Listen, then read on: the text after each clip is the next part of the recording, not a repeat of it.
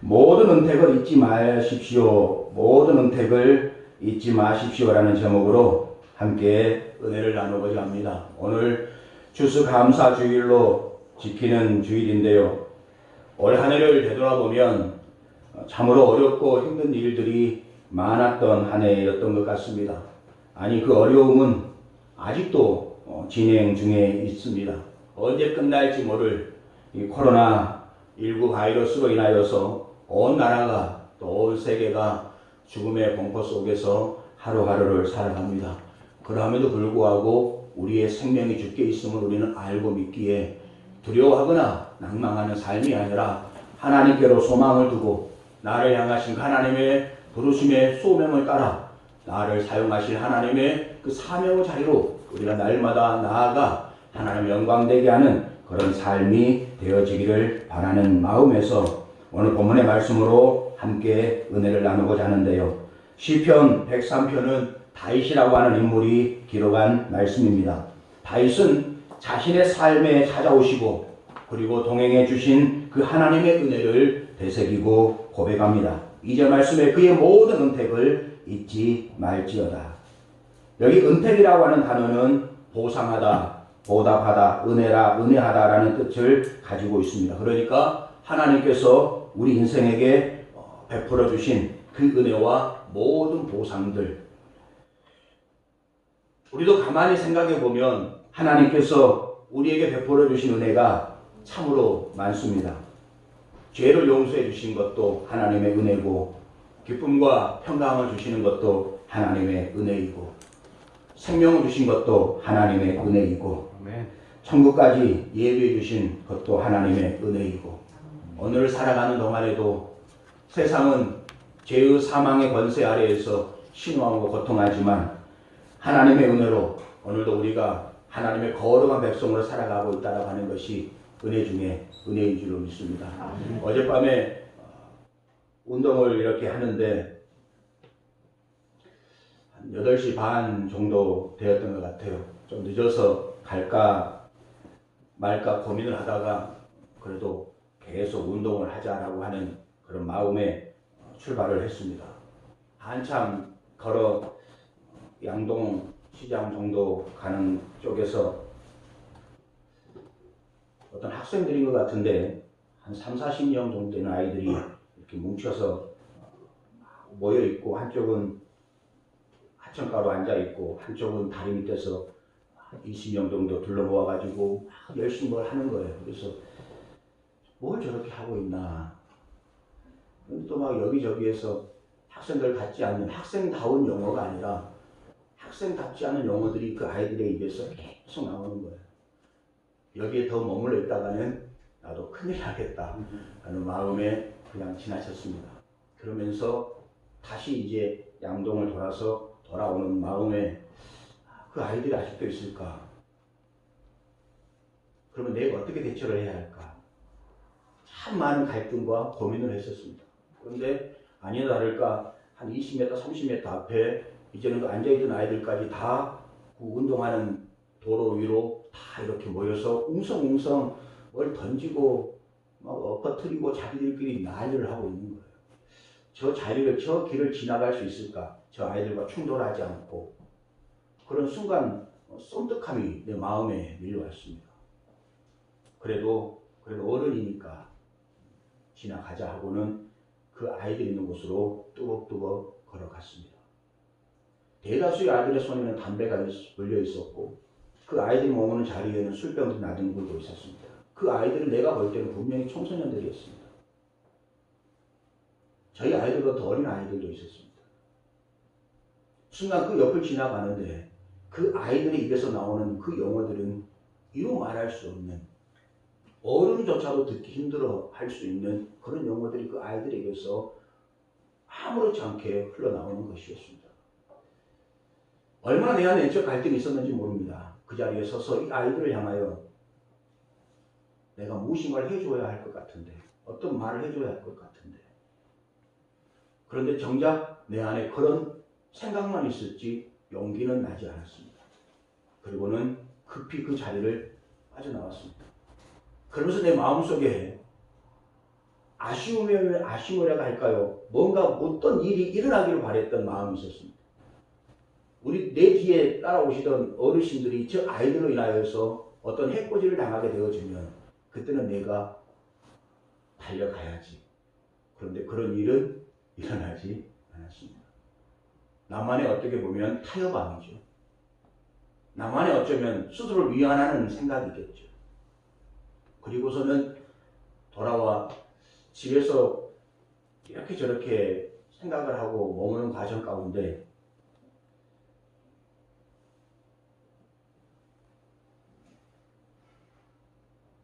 저 아이들을 품어줄 수 없는 이 사회가, 저 아이들을 품어줄 수 없는 이 시대의 어른들이 저 자신을 포함해서 또 교회와 성도는 우리의 삶이 너무나 무기력함에 마음이 아팠던 적이 있었습니다. 사랑하는 성도 여러분, 오늘 하나님께서 우리를 부르심의 소명 가운데에 복음을 주시고 그 복음의 능력 가운데에서 우리의 직분의 사명을 허락하셨는데, 그 직분의 사명, 그 성도라고 하는 그리스도인이라고 하는 이 사명을 통하여서 오늘 여러분이 머문 자리에 얼마나 하나님의 나라가 능력 가운데에 나타나느냐라는 겁니다. 며칠 전에 저는 참 어떻게 보면 상대방의 호칭으로 말미암아서 참 행복함을 느꼈던 그런 적이 있었습니다. 서울에 일이 있어가지고 올라갔는데 어떤 지인은 아니죠. 처음 통화한 분과 만나서 이야기를 하는데 그분이 전화하는 과정 가운데서 목사님 그러는 겁니다. 근데 그분의 입에서 나오는 목사님이라는 그 단어의 호칭에 정감이 이렇게 들어있는 거예요. 참 따뜻함이 들어있는 거예요. 그리고 카페에서 그분을 만나는데 팔떡 일어나서 고개를 90도 인사를 하면서 목사님 어서 오십시오라고 하는데 참 그분의 그 모습이 제게는 너무나 감동이 되는 거예요. 그래서 내심 속으로 이분이 신앙생활을 열심히 하는 것 같구나. 또 믿음이 좋은 교회에 다니는 것 같구나 생각을 했습니다. 그래서 이제 대화하는 과정 가운데 넌지시 질문을 하고 싶은 그 타이밍을 잡는 거예요. 그러다가 신앙생활 하신가요? 교회는 다니신가요? 예수 믿으십니까? 라고 했더니 사절합니다. 그러는 거예요. 저는 불교 집안입니다. 딱 그러는데 그 말 한마디에 이 마음에 기대하고 내 마음을 기쁘게 했던 그 모든 지난날 이전의 그 모든 생각들이 순식간에 사라져버리는 거예요. 그런데 왜 그렇게 나를 향하여서 그렇게 친근하게 호칭을 했을까? 왜 나를 향해 그렇게 90도 인사하면서 친근하게 목사님 어서 오십시오라고 했을까? 라고 하는 그런 갈등이 내 안에 수없이 일어나는 거예요. 그러면 이 사람이 내게 베풀어 주었던 그 어떻게 보면 호의는, 친절함은 인위적인 것이었을까? 가식적인 것이었을까? 예수 안에서 이루어질 교통이 아니라 어떻게 보면 어떤가의 목적을 가지고 나를 향한 대항이었을까라고 하는 수없는 갈등이 내 마음속에 물밀듯이 일어나는 거예요. 그래서 내 마음이 편치 않는 거예요. 사랑하는 성도 여러분, 오늘 우리를 향하신 하나님의 그 베푸심의 역사와 기적들, 일하심, 그것이 오늘 나의 삶의 은혜가 될 수도 있고 나의 삶의 고난이 되어질 수도 있는데, 우리는 내게 베풀으신 은혜로 말미암아서는 그 하나님의 인자하심과 하나님의 자비로우심과 하나님의 그 풍성하심을 노래하지만, 그 하나님의 나를 향하신 고난을 말미암아서는 하나님이 정말 나를 향하여 그러실 수 있는가? 내가 하나님 앞에서 어떻게 하나님을 섬겼고 하나님을 어떻게 예배했는데 왜 내 삶의 고난이 끊이지 아니하는가? 라고 하는 갈등이 우리 안에 없으시냐라는 거예요. 상황과 환경에 따라서 나의 감정과 상황이 바뀌어지는 것이 아니라 상황과 환경에 상관없이 내 내면에 자리 잡고 있는 그 예수 그리스도 안에서 성숙함의 믿음으로 말미암아서 우리가 세상에 설 때에 세상이 주의 영광을 보게 되어지는 줄로 믿습니다. 아멘. 오늘 교회가 잃어버린 능력 가운데 하나가 그거예요. 오늘 우리의 모든 삶의 모습들은 밀려오는 환경과 상황에 따라서 달라져 버리는 거예요. 환경과 상황에 따라서. 오늘 아침에 설교를 준비하면 말씀을 준비하면서 옥하는 목사님의 설교를 잠깐 들었는데요. 오카나 목사님께서 설교하시는 게 그런 말씀을 하시는 거예요. 본인도 이제 원로 목사님 되신 다음에 마음에 갖잡을 수 없는 그런 답답함이 밀려와서 이 마음을 회복을 어떻게 할까 생각을 하다가 그 안희숙 사모님의 테이프를 사서 이제 집에서 그 설교를 계속 듣는 과정에 안희숙 사모님께서 평양 그 감옥에서 5년 동안 투숙하시다가 이제 순교하지 않았습니까? 그런데 그 안희숙 사모님께서 감옥 가운데 순교하는 그 투옥되어지는 과정 가운데 일상을 이제 설명을 하시는데 그러시는 거예요. 안희숙 사모님은 그 감옥 6년의 세월 동안에 한 번도 배가 고파서 울어본 적이 없고 차디찬 감옥 바닥에서 그 매서운 찬바람에 고통스러워서 울어본 적도 없고 자신의 신분이 형편이 너무나 억울하고 비참해서 울어본 적은 없지만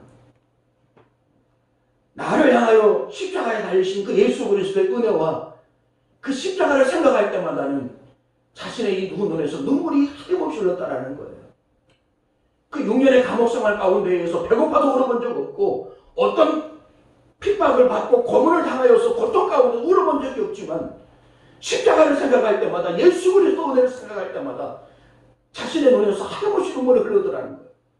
그런데 여름에는 상관이 없어요. 여름에는 눈물이 흘러도 상관이 없는데 겨울이 되어지면 그 찬찬 영하 그 지하 감옥에서 눈물이 흘러내리게 되어지면 그 눈물이 진물이 되어지고 그 진물이 고름이 되어지고 이제는 힘이 다 빠져서 그 고름으로 똘똘 뭉쳐버린 그 자신 주위에 흩어져 묻어있는 그 고름덩어리들을 뛸 힘조차 없어가지고 바닥에 누워있으면 어디에선가 파리들이 날아와서 그 안희숙 사모님의 눈가에 붙어서 그 고름들을 빨고 있는 그 모습조차도 사모님은 그 파리를 날려버릴 힘조차 없어서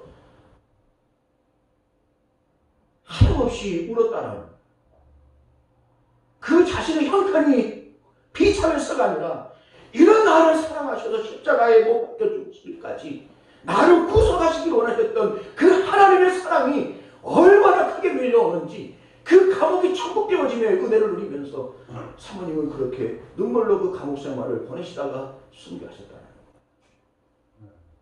사랑하는 성도 여러분, 오늘 하나님께서 우리를 향하여 베푸신 그 은혜가 얼마나 크고 놀라우신지, 그런데 그 하나님의 나를 향하신 그 은혜의 풍성함들을 우리는 환경으로 바꿔버리고 상황으로 비교함으로 말미암아가지고 오히려 하나님의 은혜를 폄하해버리고 평가절하해버리는 우리의 모습은 아닌지 오늘 다윗은 그런 자신을 향하여서 스스로에게 되뇌이고 되새기는 고백이 뭐냐라고 하면 내 그 모든 은택을 잊지 말지어다라고 스스로에게 고백하는 거예요.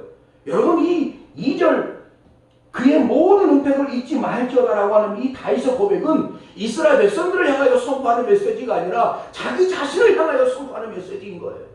어느 순간부터인가 자신의 마음에 밀려오는 이 무디어짐, 하나님의 은혜를 향한 무디어짐과 구속의 은혜를 향한 무디어짐으로 말미암아 다윗이 고통하기 시작을 하는 거예요. 감각이 없어지는 거예요. 감사가 사라지는 거예요. 감사가 사라지니 헌신이 사라지고 헌신이 사라지니 내 삶이 그리스도인의 삶인지 조차도 분간할 수 없는 모습으로 서 있는 다윗 자신을 보면서 다윗 스스로가 고백하는 거예요. 그의 모든 은택을 잊지 말지어다. 그러면서 그 은혜를 잊지 않으려고 몸부림을 치는 데에 그 몸부림치는 행위 가운데 하나가 하나님을 송축하는 것이었다라고 1절 말씀에 표현을 합니다. 1절 말씀 보시면 내 영혼아 여호와를 송축하라. 내 속에 있는 것들아 다 그의 거룩한 이름을 송축하라라고 다윗은 선포합니다. 여기 송축하라라는 말씀의 의미는 무릎을 꿇다라는 의미를 가져요. 무릎을 꿇다. 그러니까 송축하라라는 말씀의 의미는 자신을 철저하게 낮추고 하나님을 높여 경배하며 찬송하라라고 하는 말씀의 의미인 거예요. 다윗은 하나님을 송축하기를 원했습니다. 그래서 하나님 앞에 무릎을 꿇었습니다. 그리고 찬양으로 하나님을 경배합니다. 그러면서 스스로 자신을 향하여 명령하듯이 고백하는 메시지가 그의 모든 은택을 잊지 말지어다. 그의 모든 은택을 잊지 말지어다.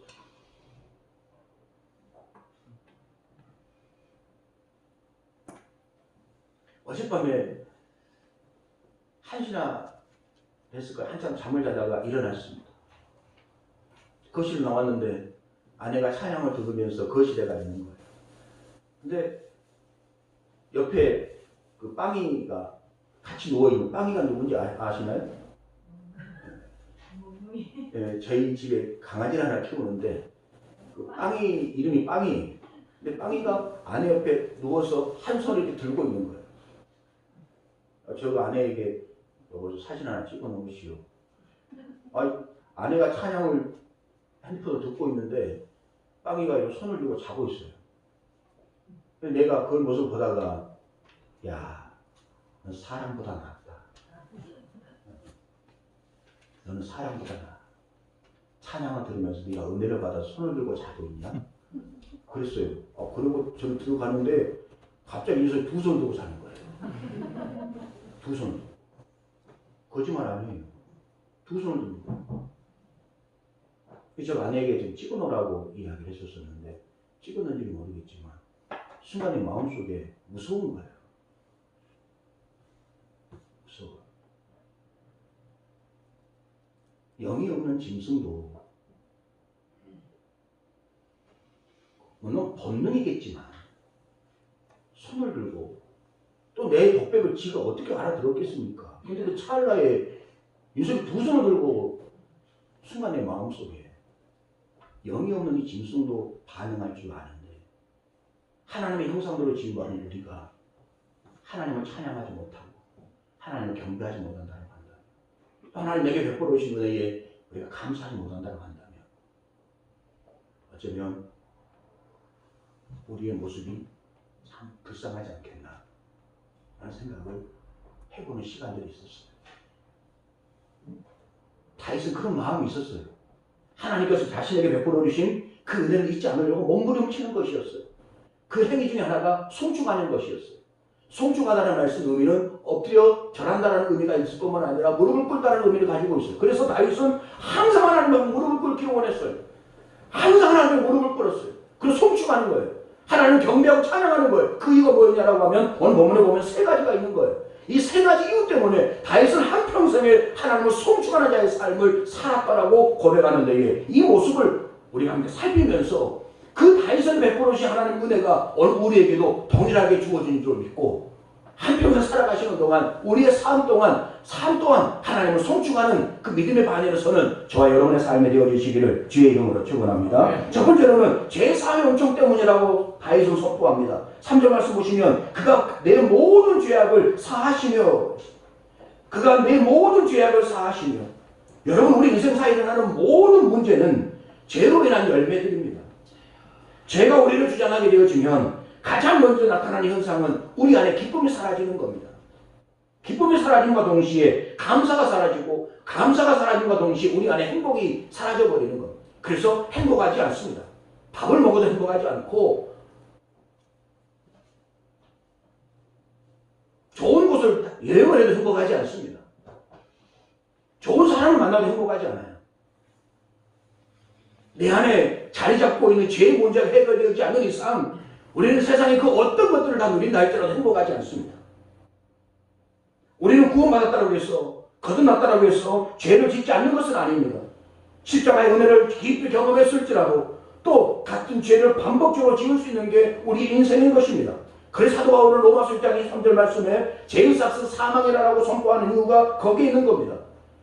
우리는 죄인이기 때문에 그 죄의 결과는 사망이라는 것을 다윗은 분명히 말씀하고 있는 겁니다. 왜 다윗도 오늘 본문의 말씀에 다윗도 마찬가지입니다. 그에게는 결코 잊혀질 수 없는 죄악이 다윗의 마음에 있었습니다. 그래서 그는 행복하지 않았습니다. 그 죄로 말미암아 그는 한 나라의 왕이었지만 모든 부귀영화 권세를 다 가진 왕이었지만 그는 지금 행복한 사람이 아닙니다. 그는 하나님을 섬기고 있지만 그는 행복하지 않았습니다. 그는 하나님을 송축하고 있지만 그 송축은 거짓이었고 위선이었고 가식이었습니다. 무엇 때문이었냐라고 하면 그의 마음을 자리 잡고 있는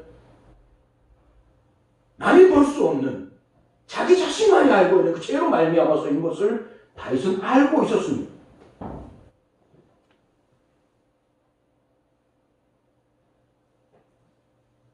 자기가 지금 죄가 드러날까봐 더 포장함으로 말미암아서 그러면 행복이 찾아올 것 같고 기쁨이 찾아올 것 같고 그 죄악을 잊어버릴 것 같을까라는 소망이 있었지만 결코 그렇게 해서 죄는 사라지지 않았습니다. 다윗에게 찾아온 죄의 권세는 다윗으로 하여금 더 강한 죄의 권세로 찾아오는 것을 우리는 압니다. 가늠하게 했던 다윗을 살인하게 했고 살인하게 했던 다윗을 더 불의한 자로 만들어버리는 것이 죄의 권세였던 것입니다. 그런 죄의 고통으로 말미암아 심하고 있을 때에 하나님께서 그 다윗을 긍휼히 여기시고 나단 선지자를 보내십니다. 다윗의 마음속 깊이 숨겨져 있는 그 죄를 끄집어내십니다. 사무엘하 12장 7절 말씀에 나단이 다윗에게 이르되 당신이 그 사람이라 라고 하는 그 말씀 한마디에 비로소 다윗이 무너지는 것이었습니다. 어쩌면 자기 안에 숨겨져 있는 이 죄악을 아무에게도 들키고 싶지 않았던 마음이었는지 모르지만 어쩌면 다른 한편으로는 이 죄악을 누군가가 주어서 이 죄의 집에서 이 죄의 굴레에서 좀 벗어나버렸으면 좋겠다라고 하는 마음이 다윗의 마음이었는지도 모르겠습니다.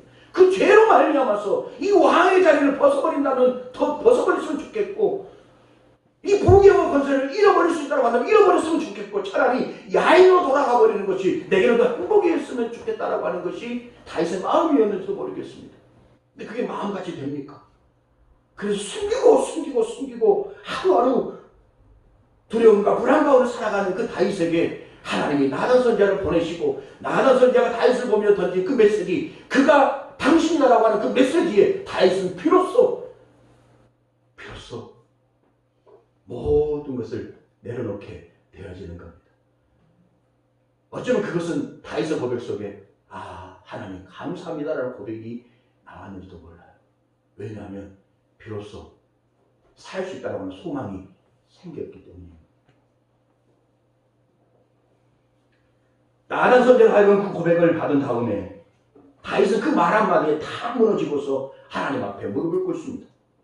그리고서 하나님 앞에 고백하는 그 고백이 시편 51편의 말씀을 기록하게 되어지는데 시편 51편 7절에 우슬초로 나를 정결하게 하소서 내가 정하리이다 나의 죄를 씻어주소서 내가 눈보다 희리이다 10절에 내 속에 정한 마음을 창조하시고 내 안에 정직한 영을 새롭게 하소서 12절에 주의 구원의 즐거움을 내게 회복시켜 주시고 자원하는 심령을 주사 나를 붙드소서라고 다윗은 부르짖기 시작합니다. 언제부터인가 잊어버린 주의 구원의 즐거움 주님의 붙드심의 은혜 이전까지는 주의 구원의 즐거움으로 말미암아 기뻐한 적이 있었고 주의 붙드심의 은혜가 한량없으심을 경험했던 다윗이었는데 그 바스바를 범한 사건 이후로 다윗은 그 모든 구원의 즐거움이나 하나님의 임재와 붙드심의 은혜를 그는 느낄 수가 없었어요. 그는 철저하게 외로웠고 철저하게 고독했고 철저하게 혼자였어요. 그런 다윗을 기억하신 분은 하나님이셨습니다. 그 인생을 다시금 신원시키시고 회복시키시는 분은 하나님이셨습니다. 여러분 죄의 삭은 사망입니다. 그러나 하나님의 은사는 그리스도 예수 우리 주 안에 있는 영생이라고 사도 바울은 말씀하여 주고 있기에 오늘 우리의 생각이 사망에 사로잡혀 있고 우리의 생각이 죄에 사로잡혀 있고 우리의 마음이 죄에 사로잡혀 있고 우리의 삶이 죄에 사로잡혀 있는 이상 그 모든 결과는 사망뿐일 것입니다. 하지만 우리가 예수 그리스도 안에 붙들려 있는 이상 그 인생은 사망이 아니라 영생, 생명의 길로 믿습니다. 그러면 우리의 생각이 이제는 더 이상 죄가 아니라 예수 그리스도에게로 우리의 마음이 죄가 아니라 예수 그리스도에게로 우리의 삶이 죄가 아니라 예수 그리스도에게로 더 한 걸음 나아갈 때 그의 삶의 발걸음에는 생명의 역사들로 풍성하게 되어지는 거죠. 이 제3의 은혜를 경험했던 다윗은 비로소 하나님을 송축하고 그 모든 은택을 잊지 않기로 결단하는 겁니다. 이사야 1장 18절 말씀에 너희의 죄가 주홍 같을지라도 눈과 같이 희어질 것이요 진홍같이 붉을지라도 양털같이 희게 되리라 라고 하는 이 말씀을 다윗은 어쩌면 경험했습니다. 사랑하는 성도 여러분, 이 하나님의 약속으로 우리 또한 죄사함의 은혜를 받은 줄로 믿습니다. 우리는 사망이 아니라 영생을 소유한 자가 되어졌고 사단 마귀의 자녀가 아니라 이제 하나님의 자녀 되어진 천국을 소유한 하나님의 백성 되어진 줄로 믿습니다. 그에 합당한 자의 삶이 천국 백성답게 하나님의 자녀다운 자의 삶이 우리 안에서 아름답게 이루어지시기를 주의 이름으로 축원합니다. 두 번째로는 내 모든 병을 고쳐주시는 은혜입니다. 3절 하반절에 내 모든 병을 고치시며 라고 다윗은 고백합니다. 여기 병이라는 단어 탈로라는 원어를 쓰는데요. 단순히 육체적인 질병이나 정신적인 질병을 뛰어넘어서 죄를 지음으로 말미암은 징계를 포함한 징계 안에서 나타나는 질병입니다. 고치다라는 단어는 찢어진 곳을 꿰매어 주신다라는 의미입니다. 여러분, 다윗만큼 한평생 하나님을 사랑하는 사람이 어디 있었습니까? 하나님은 그런 다윗을 축복하셨고 그의 인생을 승승장구하게 하셨습니다. 사무엘하 8장 6절에 다윗이 어디로 가든지 여호와께서 이기게 하시니라 라고 말씀을 하십니다. 여러분, 다윗의 인생은 이기는 인생이었고 다윗의 인생은 승리하는 인생이었습니다. 하나님께서 다윗을 그토록 축복하신 이유가 있습니다. 사무엘상 13장 22절 말씀에 다윗을 왕으로 세우시고 증언하여 이르시되 내가 이새의 아들 다윗을 만나니 내 마음에 맞는 사람이라 내 뜻을 다 이루리라 라고 하나님은 말씀하십니다. 내가 이새의 아들 다윗을 만나니 내 마음에 맞는 사람이다. 사람이 사람과 만나면서도 만족을 갖기가 결국 쉽지 않을 텐데 창조자 하나님이 피조물된 다윗을 만나셨는데 내 마음에 맞는 사람이라고. 여기 내 마음에 맞다라고 하는 말씀의 의미는 내 뜻이 다윗의 뜻이라는 거예요. 저 다윗이 생각하고 있는 생각이 내 생각과 같고 다윗의 마음이 내 마음과 같고 다윗의 인생이 내 인생의 목표와 같다라는 겁니다. 그게 딱 맞는 거예요. 그러니 하나님이 다윗의 인생을 축복하지 않으시겠습니까? 아니, 다윗의 생각이 하나님의 생각이시고 다윗의 마음이 하나님의 마음이시고 다윗의 삶의 방향이 하나님의 생각과 마음이고 삶이시라고 한다면 하나님 그 인생을 통해 일하지 않으시고 어느 인생을 일하시겠습니까? 오늘 우리의 생각도 우리의 마음도 우리의 삶도 그런 은혜가 있으시기를 주의 이름으로 축복합니다. 아멘. 주의 교회가 그러하기를 바랍니다. 그러할 때 하나님께서 주의 교회 위에 부흥을 보여주시는 줄로 믿습니다. 아멘. 부흥은 그렇게 시작되어지는 겁니다. 하나님의 생각이 우리의 생각이 되어질 때 하나님의 목표가 우리의 목표가 되어질 때에 하나님은 그 교회를 통해서 일하여 가시는 것입니다. 하나님은 수에 상관치 않으시고 하나님은 그 어떤 환경에 상관치 않으십니다. 마지막 남은 그 한 사람을 통하여서도 그의 생각이 나의 생각이면 하나님은 그에게 성령을 부어주어서 천천보다 만만보다도 위대한 일을 이루어 가시는 분이 우리 하나님의 일하심의 원리일진데 사랑하는 성도 여러분, 왜 우리는 자꾸 환경에 매몰려 상황에 머물러 있으려고 하시느냐라는 겁니다. 환경 때문에 안 되고 상황 때문에 안 되고 그럼 우리 할 수 있는 것들이 무엇이 있느냐라는 겁니다. 환경과 상황은 할 수 없지만 그 환경을 이기시는 하나님을 내가 믿고 있기 때문에 두려워하지 말고 담대하게 나아가게 되어지면 하나님이 앞서 일하시는 줄로 믿습니다. 아멘. 그것이 우리에게 필요한 겁니다. 그 가운데 하나가 질병이에요. 질병. 다윗도 바스바를 범하는 사건으로 말미암아서 하나님은 다윗의 인생에 커다란 고통을 주시는 데에 그 가운데 하나가 질병의 고통이었습니다. 그래서 다윗은 그 질병의 고통 가운데 신음하면서 썼던 말씀이 시편 38편의 말씀이에요. 주의 진노로 말미암아 내 살에 성한 곳이 없사오며 나의 죄로 말미암아 내 뼈에 평안함이 없나이다. 육체의 질병 가운데 육체의 질병으로 죽음의 공포를 경험하는 다윗이었어요. 죽음의 공포 가운데 신음하는 다윗에게 찾아오시고 그의 지친 손을 붙들어 주신 분은 오직 하나님 한 분뿐이셨어요. 다윗의 손을 잡아주시고 그 다윗의 병을 고쳐주신 그 하나님, 그 은혜를 경험한 다윗이 그 은혜가 얼마나 감사했는지 자신을 향하여 선포하는 거예요. 그의 모든 은택을 잊지 말죠. 그의 모든 은택을 잊지 말죠. 그토록 자신을 사랑하고 존경한다라고 했던 모든 인생들은 자신이 병이 들어 신음할 때에 하나둘 다 떠나가 버린 거예요. 어느 누구도 자신의 질병에 찾아와 위로하지 않았어요. 함께하지 않았어요. 철저하게 외로움과 고독 가운데 신음하고 있을 때 그런 다윗에게 하나님이 찾아오시고 말씀하시는 거예요. 그 하나님의 은혜를 경험한 다윗이었기에 그의 마음이 하나님으로 충만해 있지 않았겠습니까? 사랑하는 성도 여러분, 우리 하나님은 죄를 사하시며 육체의 질병도 고치시며 치유하시는 전능하신 하나님이신 줄로 믿습니다. 그러므로 그 하나님을 우리가 간구하기만 하면, 버리려 기도하기만 하면 하나님은 반드시 우리에게 좋은 것들로 역사하시는 은혜로우신 하나님이심을 믿고, 오늘 우리 안에 약함이 있다고 한다면, 우리 가정에 문제가 있다고 한다면, 우리 자녀들에 문제가 있다고 한다면 하나님께 아뢰심으로 말미암아 고쳐지고 치유되어지고 싸매어지는 은혜를 경험하는 축복의 추수감사가 되어지시기를 주의 이름으로 축원합니다. 세 번째로는 우리의 소원을 만족하게 하시는 은혜라고 말씀합니다. 5절에 좋은 것으로 내 소원을 만족하게 하사 내 청춘을 독수리같이 새롭게 하시는 것. 여러분, 사람에게는 누구나 소원이 있지 않습니까? 여러분의 소원이 있지 않습니까? 저도 소원이 있습니다. 우리는 소원이 있어요.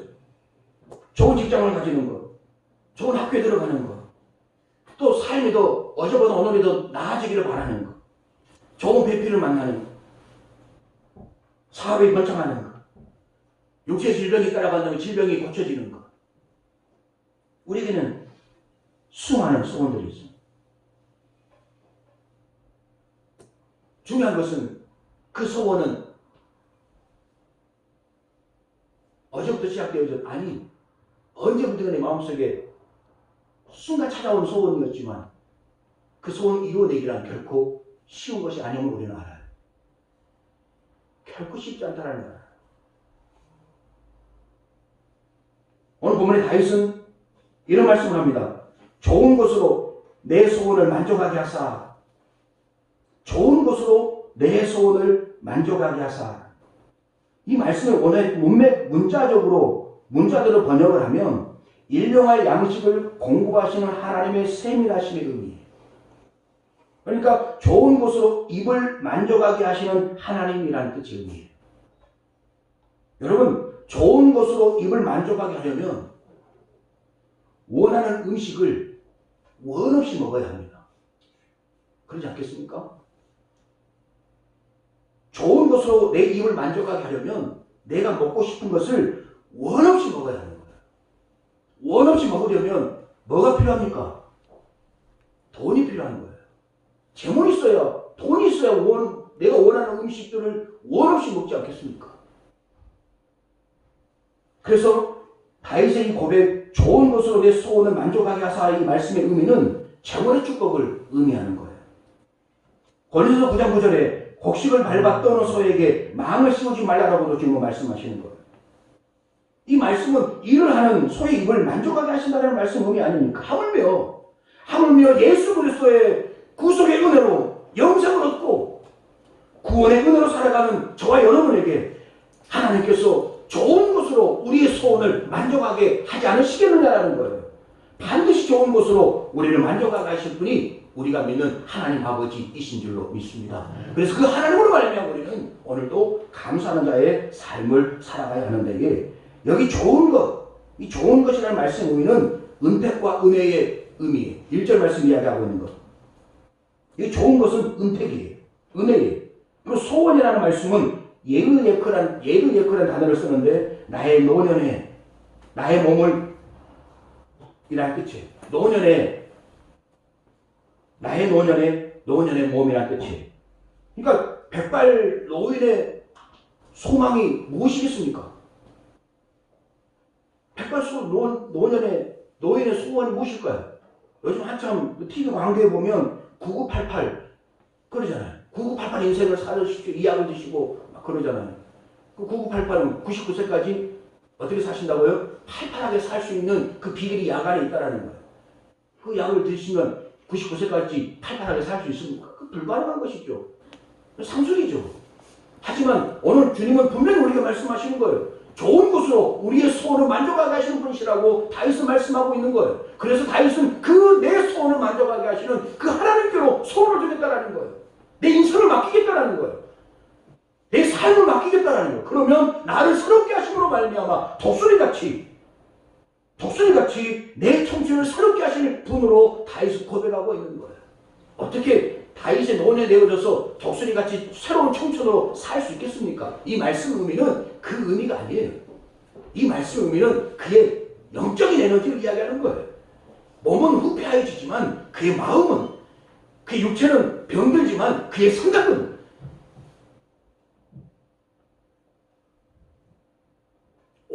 하나님께로 집중되어져서 삶의 에너지가 넘치는 거예요. 말의 에너지가 넘치는 거예요. 걸음의 에너지가 넘치는 거예요. 나이를 드셔도 걸음걸이에 힘이 있는 분들이 계세요.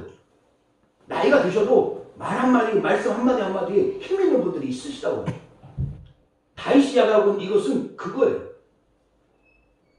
내 삶을, 내 청춘을 독수리같이 사롭게 하시는 그 하나님, 그 하나님께로 다윗은 소원을 두겠다라고 말씀을 하고 있는 거예요. 사랑하는 성도 여러분, 오늘 추수감사주일 하나님께 예배드리는 이 시간에 다윗은 스스로에게 선포합니다. 하나님께 내게 베풀어 주신 그 모든 은택을 잊지 말아라. 다윗은 자기 스스로에게 말하는 거예요. 하나님께 내 인생 가운데 지금까지 베풀어 주신 그 모든 은택을 잊지 말자. 그 세 가지였습니다.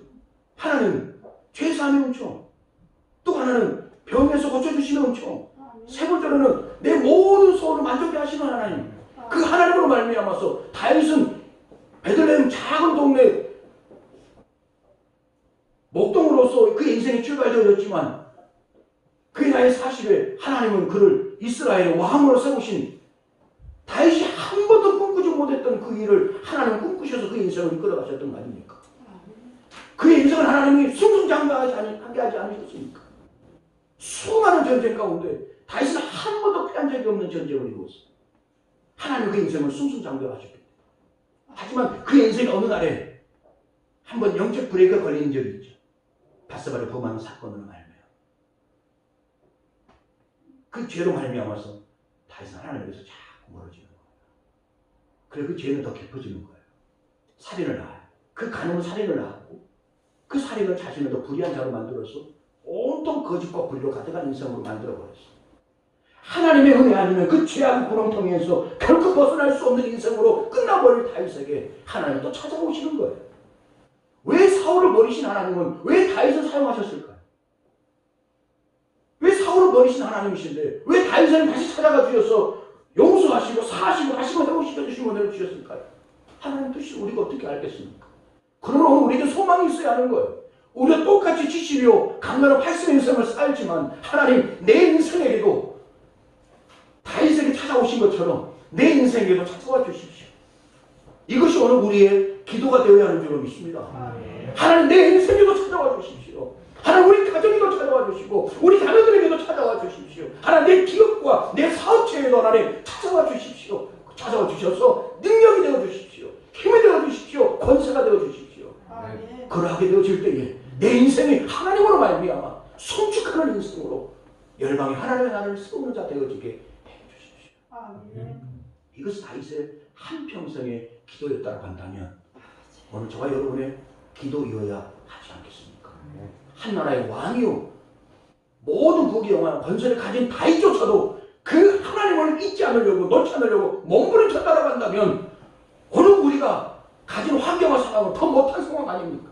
더 하나님의 위로가 필요하고 더 하나님의 긍휼이 필요하고 더 하나님의 크신 은혜가 필요한 우리 아닙니까? 우리에게 소망은 하나님밖에 없는 줄로 믿습니다. 하나님이 나를 살리시는 줄로 믿습니다. 아멘. 하나님이 나를 사용하시는 줄로 믿습니다. 아멘. 나를 어떻게 사용하시는지 그 사용하심의 계획은 하나님에게만 있는 겁니다. 그 하나님으로 말미암아 한평생 만족하고 모든 소원을 만족하게 하신 하나님으로 성축하는 자의 삶을 살아내는 우리 모두가 되어주셔서 오늘 2020년 이 10월 15일, 11월 15일 추수감사주일이 여러분의 인생에 있어서의 또 다른 삶의 전환을 이루어내는 터닝포인트가 되어지는 축복의 예배, 축복의 추수감사주일이 되어지시기를 주의 이름으로 축원합니다.